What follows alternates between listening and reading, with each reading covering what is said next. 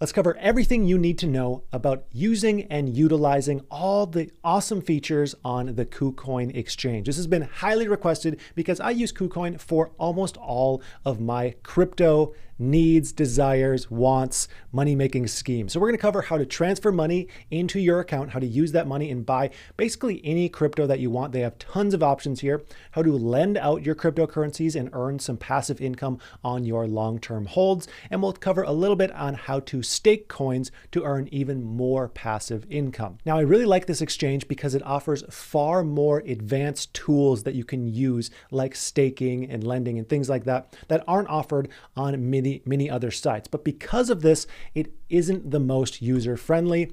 And if you are brand new to crypto and you don't care about lending, you don't care about staking, you may want to consider using something like Coinbase. I have that link down below. There's no shame in using that. It's easier to use, but it just doesn't have as many advanced techniques. So to start this off, let's talk about the differences between Kucoin and Coinbase, and then we'll get into the various how-tos, in-depth how-tos on Kucoin itself. So this site has some great breakdowns on the differences between Kucoin and Coinbase and their different functionalities. So a big one is Coinbase offers a far larger variety in coins that you can buy. We can see 221 different cryptos as of right now compared to 50 on Coinbase, so more than 4 times more. Also, Kucoin charges a far smaller amount for trading fees. We're talking 20% of the trading fees compared to Coinbase, and this actually can be lowered even more if you hold their native token, KCS, which that's totally up to you. It's a pretty volatile token, but there's some interesting aspects to that as well if you want to look into those, if you're interested in their native coin. And another major difference is how you actually get money into your account. So Coinbase is the easiest with that because you can just do a bank transfer, doesn't cost anything.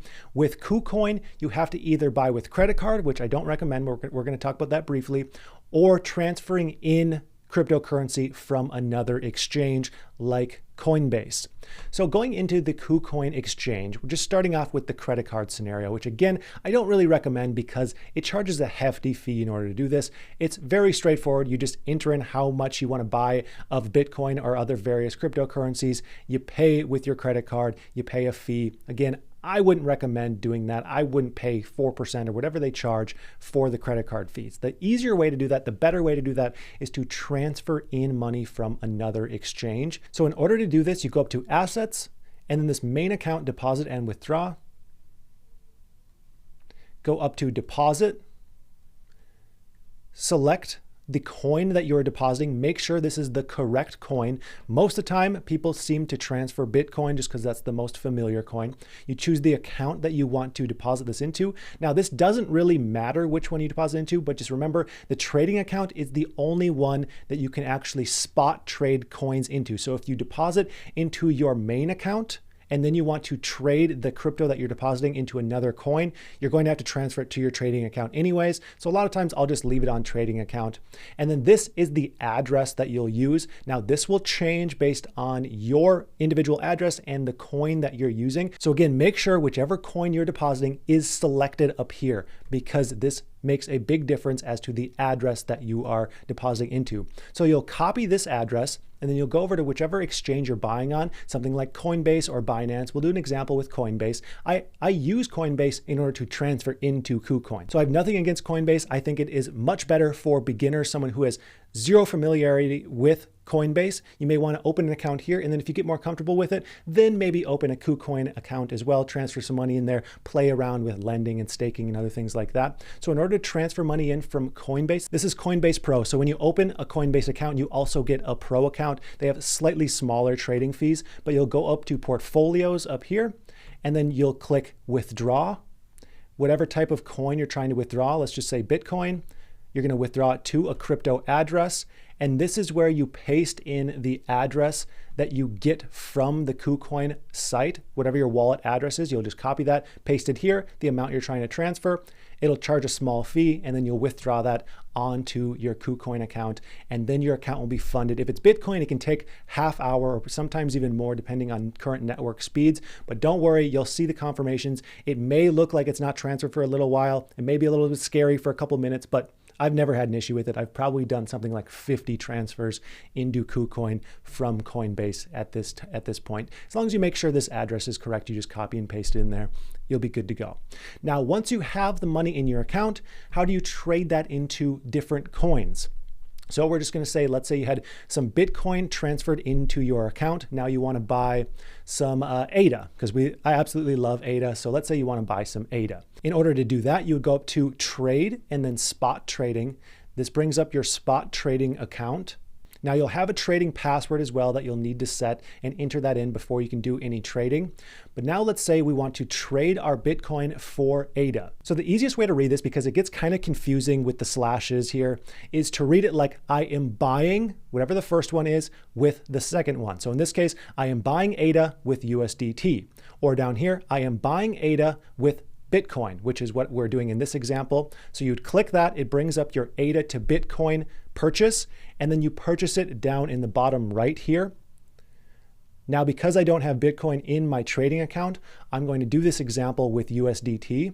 So again, we're going to type in ADA up here, and then we're going to do, I am buying ADA with USDT because I have USDT in my trading account. Now, USDT, if you aren't familiar, is a stable coin. It's pegged at the US dollar and always floats right around $1. Same with USDC. They are stable coins. So if you're trying to hold cryptocurrency, but you don't want any volatility, you don't really want any kind of return, you could just hold it in USDT for just a stable amount that is pegged to the US dollar. A lot of people will hold crypto that they may use to buy additional cryptos in USDT or USDC for a while, just to have that sitting there.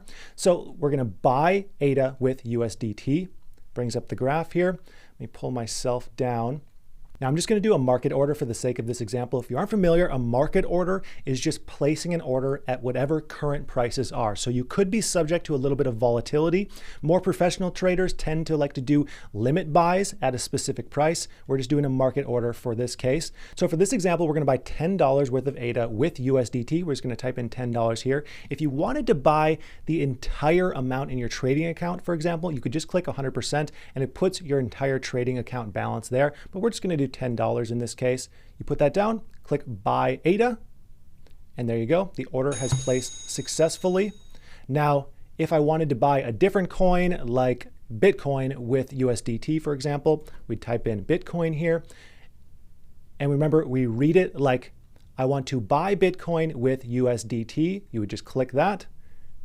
Brings up the graph here. And also I wanted to point out that these charts are pretty helpful as well for more advanced traders. And that's another reason why you might want to consider using a KuCoin account. But again, there's no difference here with the purchase. You would just type in the amount you want to buy, $10 or whatever you want to buy, click buy, and you are good to go. That is how you actually buy crypto on this exchange. It's not too confusing once you've done it a few times, but I know the very first time you do it, you're kind of like, what is going on with this site? There's so many features, so much going on. And I think that that's kind of a function of crypto still being new. We don't really get a ton of user-friendly aspects with these exchanges. If you want all kinds of functionality, there's no crypto exchange that allows for everything and is also extremely user-friendly. That's probably something that we'll see 5-10 years down the road once it becomes much more mainstream. But because it's not so mainstream, I think it gives us a lot of opportunities like higher lending rates and higher staking rates that won't be as available once it's more mainstream. So from here, let's talk about lending out your cryptocurrencies. In order to do that, you go up to Finance and then Crypto Lending. And this is the page where you can lend out your cryptos. Now you need your cryptocurrency in your main account in order to be able to lend it out, in order to transfer it over from your trading account. So let's say you just bought some ADA and now you want to lend it out. You'll go up to your assets and then go to your trading account. Whatever asset you want to transfer, you just click transfer here. From your trading account to your main account, the amount that you want to transfer, we're just going to transfer the entire amount. Click confirm. And then you are now in the main account. Now, in order to lend it out, you'll go again to Finance, Crypto Lending. Now, let's say we want to lend out our ADA. Type in the coin that you want to lend out. This is the prevailing rates as of right now. The lowest offered rate is 6.5%. Now this fluctuates pretty greatly, but if you want to for sure lend out your coins, you probably want to put it on the lower end here. Now I'm already lending out my ADA at 0.018% per day. So I'm just going to disable this and then turn on auto lending.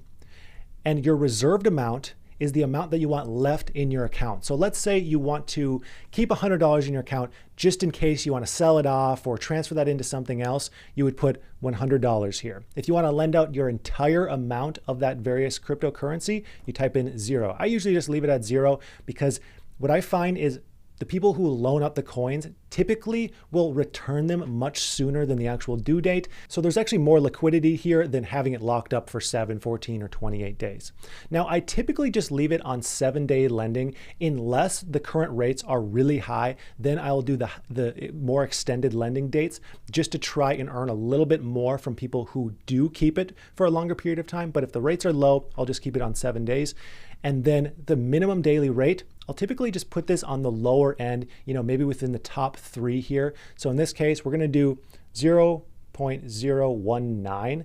And what this does with the auto lend, it has this priority interest rate. So it will lend out your coins at this rate, but not lower. So if the current prevailing rate is 0.012, it's not going to lend out your coins until it goes back up to this rate. But if the rate is higher, let's say the lowest offered rate is 0.025, this will automatically lend you out at the higher rate. So it's nice that it automatically does that. And also, if whoever is borrowing the coins borrows those out and then returns it earlier than expected, this system will just auto lend to the next person. It'll just create another listing, lend it to the next person. You don't have to take any actions. If you do want to accept every single one, then you just turn off auto lending and you'll just do it manually if you prefer to do it that way. And then you just click enable auto lend, confirm, and your coins will just start lending out, and it'll lend them out currently at 6.57%. Now, this rate varies wildly. So for USDT, which I do a lot of lending in USDT, it's currently at 5.84%, but this is the lowest I have ever seen this. I have seen this as high as 70%. Whenever coins are pumping, this really goes up. We're kind of in a downturn right now in cryptos. People are kind of concerned about crypto, so this is far lower than usual, but you can make some solid returns just lending this out.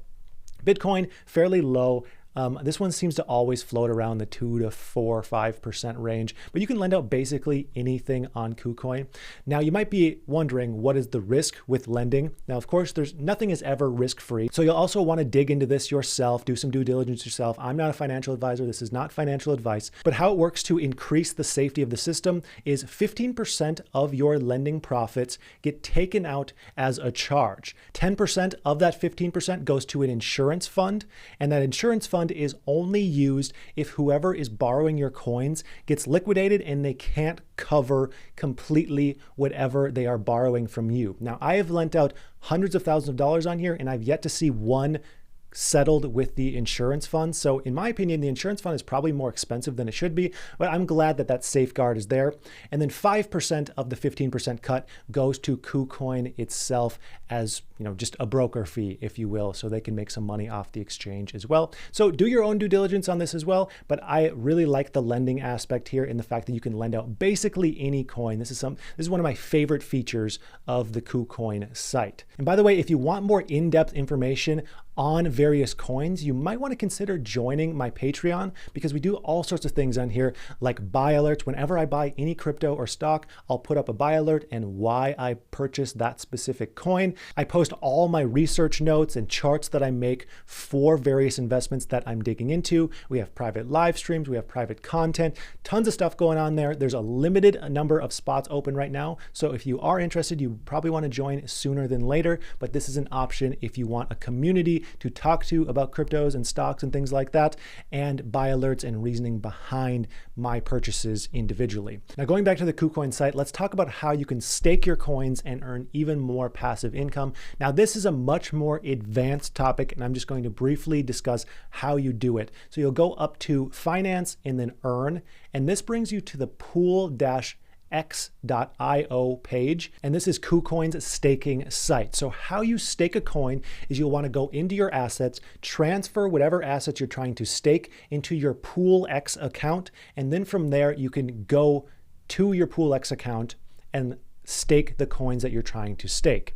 So let's say we wanted to stake out this KSM coin for a 6.21% annual yield. You'd click there. You can transfer the coins here as well from your main account to your PoolX account. The amount that you're trying to transfer, you would confirm that. And then on the next page, you would simply click staking, how many coins you want to stake, and agree to the staking terms. Now, staking is kind of all over the place because each coin has its own rules. Each coin, you have to hold a specific number of coins in order to stake it, and each coin has its own period of days in which the coins need to be locked up. So whatever coin you're interested in, make sure you understand the terms before you stake it, because certain volatile coins you maybe don't want to lock up for something like 10 days because of the volatility, so you can have some liquidity.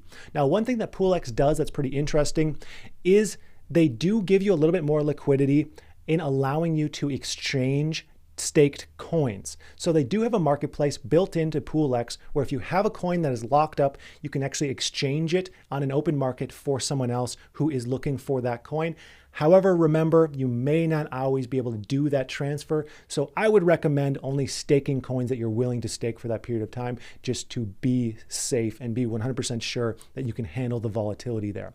But you can earn some extra money here with staking. I'm not going to go super in depth on staking because this is a much more advanced kind of crypto technique. So all in, Kucoin is a site that I am very excited about because it gives you so much functionality and different ways to earn money with your cryptos and explore smaller, newer coins that you are interested in. However, because it is more advanced, it is not as user-friendly and maybe not the best choice for someone who is absolutely brand new to crypto. If you're absolutely brand new, you may want to consider opening a Coinbase account, getting familiar with that, and then eventually opening a Kucoin account and exploring the more advanced features.